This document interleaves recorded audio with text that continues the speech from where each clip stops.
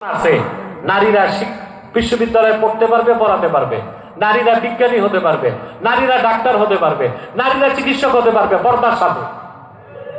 নেতৃত্বে ওটা পুরুষের কাজ, ওটা কার কাজ? এই ব্যাপারে আমার একটা লেকচার আছে, ওটা দেখবেন। এবং জাফরুল্লাহ খান হারছিল না আমার কাছে, ওখানে আমি বিষয়গুলো তুলে ধরছিলাম। আমেরিকাতে গণতন্ত্র, আমেরিকা প্রতিষ্ঠিত হয়েছে 249 বছর হয়। কত? আর এখন যে প্রেসিডেন্ট পাগলাটা, এটা 47তম। এই 250 বছরে 47 জন প্রেসিডেন্ট, তারা 47তম প্রেসিডেন্ট।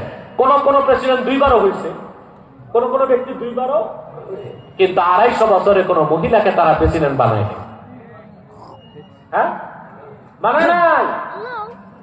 কারণ ওরা জানে আল্লাহর হাবিব বিশ্বনবী মুহাম্মদ সাল্লাল্লাহু আলাইহি সাল্লাম 1500 বছর আগে উম্মতকে সাবধান করেছেন।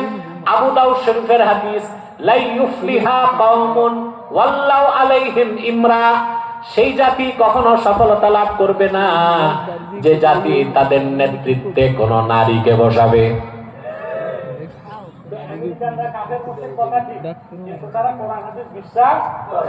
এই জন্য তারা রাষ্ট্র ক্ষমতার ক্ষেত্রে, রাষ্ট্রীয় আদর্শের ক্ষেত্রে হাদিসকে অনুসরণ করছে, কোন পুরুষকে, মহিলাকে তারা নেতৃত্বে দেয় নাই। আর আপনারা বাংলাদেশে দেশ স্বাধীনের পর দেশ তো বেঁধেই দিচ্ছেন নারীদের চলে, তারপর গ্রামে গঞ্জে সব জায়গায় কি মহিলা না। কবিতা পড়ছেন একটা বাল্যকালে, বনেরা বনে সুন্দর, শিশুরা মাতৃক্রোড়ে, সতী সাধ্বী নারীরা স্বামীর গৃহে। ওটা নাই কবিতা, আমি বাড়াই দিছি কথা বলে। বনেরা বনে সুন্দর, শিশুরা মাতৃক্রোড়ে, আমি একটু যোগ করছি সতী সাধ্বী নারীরা স্বামীর গৃহে। সুবহানাল্লাহ। যার যেখানে শোভা পায়, যার যেখানে, আল্লাহ কবুল করুন। তাহলে আল্লাহ তাআলা জুলাইখার নামটা নিলেন না। আল্লাহ বলেন যে মেয়েটি যে ঘরে ছিল ইউসুফ, ওই ঘরের মেয়েটি তার প্রতি আসক্ত হলো এবং তাকে কুপ্রস্তাব দিল। কথা বুঝতেছেন? ওয়াগাল্লাকাতিল আবওয়াব, একটা দরজা না, অনেকগুলো দরজা বন্ধ করলো মহিলা। তারপর বললো হাই তালাক। এটা সুরিয়ারি শব্দ, আল্লাহ আরবিতে নিয়েছেন, কোরআনে নিয়েছেন। হাই তালাক মানে তাল, আসো আমার কাছে। আল্লাহ বলেন হযরত ইউসুফ পয়গম্বর, তিনি বললেন মাআযাল্লাহি ইন্নাহু রাব্বি আহসানা মাথওয়াই ইন্নাহু লা ইউফলিহুজ জালিমুন। তিনি বললেন আমি মহান আল্লাহর কাছে পানাহ চাই তোমার এই কুপ্রস্তাব থেকে। আল্লাহু আকবার। আমার যিনি সৈয়দ, আমার যিনি নেতা, তিনি আমার উত্তম বসবাসের ব্যবস্থা করে দিচ্ছেন। আমি তার স্ত্রীর সাথে খেয়ানত করতে পারি না। সুবহানাল্লাহ। কারণ যারা খেয়ানত করে তারা জালেম, জালেমরা কখনো সফল হয় না, জালেমরা কখনো। এরপর আল্লাহ তাআলা বলেন ওয়ালাকাদ হাম্মাত বিহি ওয়া হাম্মা বিহা লাউলা আন রাআ বুরহানা রাব্বিহি কাযালিকা লিনাসরিফা আনহু السوء والفحشاء إنه من عبادنا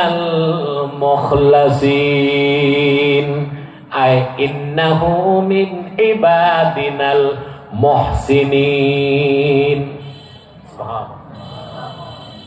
আল্লাহ বলেন মহিলাটি এরাদা করে ফেললো ইউসুফের সাথে কুকর্ম করবে। ইউসুফও খানিকটা দুর্বল হয়ে গেল এবং সেও সেই প্রস্তাবে রাজি হয়ে যেত যদি না ইউসুফ তার রবের পক্ষ থেকে নিদর্শন না দেখত। সুবহানাল্লাহ বলেন। কি বাঁচাইছেন? কি নিদর্শন দেখছেন তিনি? তাফসীরে 3টা মত পাওয়া যায়। ইমামে তাবারি লেখেন জুলাইখা যখন হযরত ইউসুফকে কুপ্রস্তাব দিল, ঘরের মধ্যে সে যেটারে কল্পিত খোদা মনে করত, সেই দেবতা, সেই মূর্তির চেহারাটা ঢাকছে। ইউসুফ পয়গম্বর বললেন জুলাইখা এই মূর্তির মুখটা কেন ঢাকলা? বলল এটারে আমি খোদা মানি, তার সামনে খারাপ কাজ কেমনে করি? হযরত ইউসুফ বললেন, রে জুলাইখা, তোমার এই কল্পিত হাতে বানানো খোদা নামের বেহুদা তার চোখ ঢাকা যায়, আমার আল্লাহর চোখ ঢাকা যায় না। দ্বিতীয় মত এসেছে, হযরত ইউসুফ দেখলেন ছাদের উপর হযরত ইয়াকুবকে দেখা যায়, জিহ্বায় কামড় দিয়া তর্জনী আঙ্গুল দাঁড় করায় রাখছেন, সাবধান ইউসুফ, সামনে পারবি না। আল্লাহু আকবার। এটা ছিল হযরত ইয়াকুবের ইস্তেমদাদে রুহানি। ইস্তেমদাদে রুহানি, সুবহানাল্লাহ বলবেন না? আল্লাহ পূর্বে নবীদেরকে ক্ষমতা দিতেন, সেই ক্ষমতা আল্লাহ তার হাবিবের উম্মতের আউলিয়াদের দান করছেন। মাওলানা কারামাতুল জব্বর রাহমাতুল্লাহ যেদিন ইন্তেকাল করলেন রংপুরে, ওনার সাথে এই যে ফরাজি জামাত আছে না, শরীয়তুল্লাহ, ফরাজি, দুদু, এদের সাথে জুমানিয়া মহত হইত। এরা বলতো জুমা চলবে না বাংলাদেশে। কারামাতুল জব্বর রাহমাতুল্লাহ বলতেন এটা দারুল হারব, ইংরেজদের হাতে, কিন্তু জুমা চালু রাখতে হবে, না তো মানুষ জুমা ভুলে যাবে। আর জুমার উসিলায় মুসলমানরা এক হয়, কিছু দিন শিখে। কার মতবাদটা টিকলো, শরীয়তুল্লাহটা না কারামাতুল জব্বর রাহমাতুল্লাহটা? সেটাই দেওবন্দ মানলো, ফুরফুরাও মানলো, সবাই মানলো। সুবহানাল্লাহ বলেন। জুমা এটা নিয়ে বাহাস। শাহ কারামাতুল জব্বর রাহমাতুল্লাহ জ্বরে আক্রান্ত, বাহাস রংপুরে। এতটা জ্বরে আক্রান্ত তিনি যে তিনি বাহাসে যেতে পারবেন না। ওনার ভাতিজা ছিল আবার মেয়ের জামাই, মাওলানা রাজ্জাব আলী রহমতুল্লাহ, ওনার ভাই রাজ্জাব আলী রহমতুল্লাহর ছেলে, আবার কারামাতুল জব্বর রহমতুল্লাহ মেয়ের জামাই। ভাতিজার কাছে মেয়ে বিয়ে দিয়েছেন। তিনি তার মেয়ের জামাইকে পাঠালেন, তুমি বাহাসে যাও। মেয়ের জামাই ভয় পেয়ে গেছে, এত বড় বড় আলেমরা আসবে, আর ওনার অত বেশি পড়াশোনা ছিল না।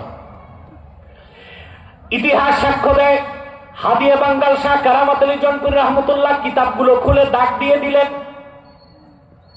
আর বললেন তুমি কিতাব নিয়ে বাহাসে যাও, বাকি কাজ আমার। সুবহানাল্লাহ বলবেন না? ইতিহাস সাক্ষ্য দেয়, মাওলানা কারামাতুল জব্বর রহমতুল্লাহর ভাতিজা যখন বাহাসে গেলেন, কিতাবগুলো খুলে ধরে আছেন, আর তিনি দেখেন ডান পাশে কারামাতুল জব্বরি দাঁড়ায় তারে সবগুলো দলিল বলে দিচ্ছেন। তিনি একের পর এক বলে গেলেন, বাহাসে আল্লাহ তারে বিজয় দিলেন। এটার নাম ইস্তেমদাদে রুহানি। এটা আল্লাহ তার ওলিদেরকে ক্ষমতা দেন। সুবহানাল্লাহ বলবেন না? ওলি হইবেন কেমনে? নামাজ বাদ দিয়া, সিগারেট খাইয়া, হুক্কা খাইয়া, পরের সম্পদ কেড়ে, পাল্লা ওজনে কম দিয়া, বিচার আচারের দুই দিক থেকে ঘুষ খাইয়া, চাঁদাবাজি, টেন্ডারবাজি, টাকাবাজি করে, না মুজাহাদার মাধ্যমে? সুন্নত তরিকায় চলতে হবে, হারামগুলো বাদ দিতে হবে, হালালগুলো গ্রহণ করতে হবে। সুবহানাল্লাহ বলে। হযরত ইয়াকুবকে হযরত ইউসুফ দেখলেন, জিহ্বায় কামড় দিয়া আঙ্গুল তুলে বলতেছেন, সাবধান ইউসুফ। সুবহানাল্লাহ।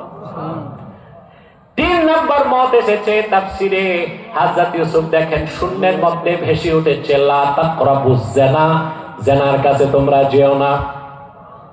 হযরত ইউসুফ যখন মুহূর্তে দুর্বল হয়ে যাবেন, আল্লাহ ইউসুফের দিলে আল্লাহর ভয় পয়দা করে দিলেন।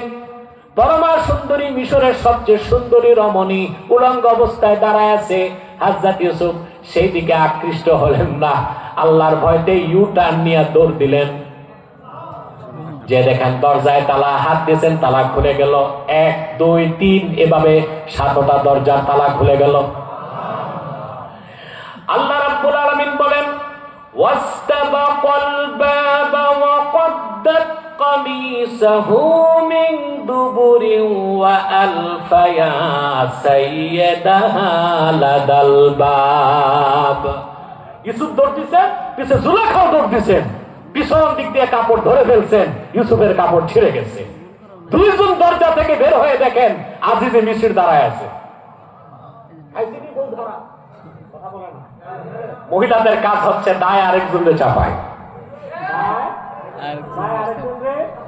আপনাদের মহিলাও যে ভাগছে, দায় চাপায় কারে? অমুক দল রে, নিজের দোষটা স্বীকার করতেছে না। উচিত ছিল তার তওবা করে জাতির কাছে ক্ষমা চাওয়া, তাহলে আসার সুযোগ হয়তো বা হইতো। উস্কানি দিয়া, সন্ত্রাস আর সহিংসতা করে দেশকে গৃহযুদ্ধের দিকে নেওয়া হলে এই দেশের ইমানদাররা তা মেনে নিবে না বাংলাদেশে।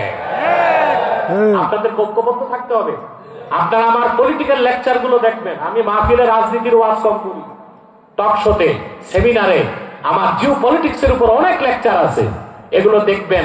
আমি আগস্টের 8 তারিখেই সংবাদ সম্মেলন করে বলেছি, যারা পরাজিত হয়েছে কোন দল তাদেরকে পরাজিত করে নাই, আল্লাহর গজবে তারা ধ্বংস হয়েছে। আমি বলেছি একটা গজব থেকে দেশ মুক্ত হয়েছে, আরেকটা গজবে যাচ্ছে। কথা বলেন, দেশের স্বাধীনতা হারায় যাবে যদি আপনারা এক হইতে না পারেন, ঠিক না? ঐক্য, হার্ড ইউনিটি, শক্ত ঐক্য ছাড়া বাংলাদেশকে আপনারা কখনো ঠিক জায়গায় আনতে পারবেন না। জারি দিচ্ছেন ইউনূসের বয়স 86 বছর, এ যায় কখন যায় ঠিক নেই। আপনারা বেশি উৎপাদ করবেন, প্লেনে উঠে দৌড় দিবেন, ঠিক কিনা? হার্ট অ্যাটাকও করতে পারে, কত লাইফ সাপোর্টে দিতে হবে। এই লোকটা তো কখন যে চলে যায় ঠিক নাই, মরেও যেতে পারে, বয়স হয়েছে না। আপনাদের দেশ আপনাদেরকে রক্ষা করতে হবে, ঠিক না? আপনাদের ঐক্যবদ্ধ থাকতে হবে, পারবেন না ইনশাআল্লাহ? আল্লাহ কবুল করুন। বলছিলাম ধরা খাইছি কিনা দুইজন না, শুধু জুলাইখা, ঠিক না? আজিজ মিসরকে দেখে জুলাইখা চক্রান্ত শুরু করে দিল। জুলাইখা তখন বলল, قالت ما جزاء من أراد بأهلك سوءا إلا أن يسجن أو عذاب أليم। আজিজে মিসর, তুমি তার বাড়িতে জায়গা দিছো, তুমি বলো যে লোকটা তোমার স্ত্রীর সাথে কুকর্ম করতে চায় তার কি শাস্তি হওয়া উচিত?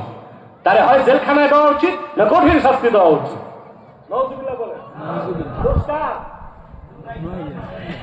আমার ভাইরা, হযরত ইউসুফ বললেন, قال هي راودتني عن نفسي وشهد شاهد من أهلها إن كان قميصه قد من دبر فكذبت وهو من الصادقين إن كان قميصه قد من قبل فصدقت وهو من الكاذبين। ছোট্ট একটা বাচ্চা, হযরত ইউসুফ বললেন আমার দোষ নাই, তোমার স্ত্রী আমাকে প্ররোচিত করছে, আমি মোটেও তাদের সম্মত হই নাই। এখন সাক্ষী লাগবে না? কথা বলেন।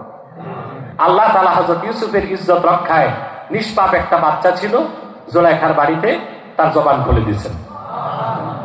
বাচ্চাটা বলল, আজিজে মিসর, যদি ইউসুফের জামার কাপড়টা সামনের দিক দিকে ছিন্ন থাকে, তাহলে মহিলাটা সত্যবাদী, ইউসুফ মিথ্যাবাদী। وَإِنْ كَانَ قَمِيصُهُ قُدَّ مِنْ دُبُرٍ فَكَذَبَتْ وَهُوَ مِنَ الصَّادِقِينَ। আর ইউসুফের কামিজটা যদি পিছন দিক দিয়ে ছেঁড়া হয়, ইউসুফ সত্যবাদী, জুলাইখা মিথ্যাবাদী। আজিজে মিসর দেখলো পিছন দিক দিয়ে ছেঁড়া, ধরা খাইছে কিনা জুলাইখা? খাইছে। আজিজে মিসর তখন বলল, আজিজে মিসর তখন বলল, فَلَمَّا رَأَى قَمِيصَهُ قُدَّ مِن دُبُرٍ قَالَ إِنَّهُ مِن كَيْدِكُنَّ إِنَّ كَيْدَكُنَّ عَظِيمٌ। ইউসুফ যখন, আজিজে মিসর যখন দেখলো ইউসুফের জুব্বাটা পিছন দিক থেকে ছেঁড়া, তিনি বুঝে গেলেন দোষটা তার স্ত্রীর। বললেন, জুলাইখা, তোমরা মহিলা, তোমাদের চক্রান্ত খুব মারাত্মক। চক্রান্ত খুব। ইউসুফ আ'রিদ আন হাদা ওয়াস্তাগফিরি লিযামবিকা ইন্নাকা কুনতি মিনাল খাতিন। ইউসুফ, তুমি তার ব্যাপারে কোনো চিন্তা করো না, তুমি নির্দোষ, আমি বুঝতে পারছি, তার দিক থেকে তুমি মুখ ফিরিয়ে নাও। আর জুলাইখা, তুমি অপরাধী, তুমি আল্লাহর কাছে তওবা করো, ক্ষমা চাও, নিশ্চয়ই তুমি গুনাহগারদের অন্তর্ভুক্ত। হযরত ইউসুফ আলাইহিস সালাতু ওয়াস সালাম সর্বোচ্চ মুজাহাদা করছেন। কথা বলেন। মুজাহাদার দ্বিতীয় ব্যাখ্যা কি ছিল? নফসের সাথে। কার ভয়তে? কার ভয়তে গুনাহ থেকে বাঁচা? হযরত ইউসুফ যখন নফসের সাথে লড়াই করে জিতে গেলেন, আল্লাহর ভয়তে তিনি গুনার কাজ করেন নাই, তিনি মহসিন বান্দা হিসেবে তার পরিচয় দিলেন, আল্লাহ তার এই গুনার কাছ থেকে বাঁচাইছেন কিনা বলেন? সেই জন্য আল্লাহ রাব্বুল আলামিন বলেছেন, ওয়া ইন্নাল্লাহা লামাআল মুহসিনিন, নিশ্চয় আল্লাহ রাব্বুল আলামিন মুহসিন বান্দার সাথেই আছেন। তার মানে মুহাম্মদ সাল্লাল্লাহু আলাইহি সাল্লামের ঈমানদার উম্মত যারা ঈমান আনার পরে মুজাহাদা করবে, দ্বীনের সাহায্য করবে, নফসের সাথে লড়াই করবে, কাফের মুশরিকদেরকে প্রতিহত করবে, আল্লাহর ইবাদতে মশগুল থাকবে, আল্লাহর ভয়তে গুনার কাজ করবে না, তারা মুহসিন হয়ে যাবে। আল্লাহ তাদেরকে দুনিয়ায় দিবেন রাহমাত, নুসরাত, ইজ্জত, কুওয়াত, আখিরাতে দিবেন জান্নাত। সাদাকাল্লাহুল আযীম ওয়া সাদাকা রাসূলুহুন নবিয়ুল কারীম ওয়া নাহনু আলা যালিকা মিনাশ শাহিদিন ওয়াশ শাকিরিন ওয়ালহামদুলিল্লাহি রাব্বিল আলামিন। কথাগুলোর উপর আমল করবেন? কথা বলেন। আল্লাহ কবুল করুন, মঞ্জুর করুন, বলুন আল্লাহুম্মা আমিন। প্রিয় ভাইরা, আপনারা তো জানেন চন্দ্রমোহন খানকা বরিশাল বিভাগের সবচেয়ে বড় জনপুরীদের খানকা, কিন্তু খানকার অবস্থা দেখলে তো লজ্জা হয়। কথা বলেন। আপনারা ভোলাতে যান, আমাদের বংশের যারা আসেন তাদের প্রত্যেক এলাকায় এক একটা খানকা, খুব হাইফাই। এখানে অত হাইফাই দরকার নাই, মোটামুটি থাকার মতো খানকা করে দাও। কথা বলেন, দায়িত্ব কিনা? চন্দ্রমোহনবাসীর কিসমত যে এখানে শাহ কারামতুল জনপুর রহমতুল্লাহ নাতির ছেলে দৌহিত্র যারা তারা আসেন। জনপুরের বড় হুজুর আল্লামা আনাস সিদ্দিকী জনপুরি পীর সাহেব এখানে আসেন, ওনার ভাইরা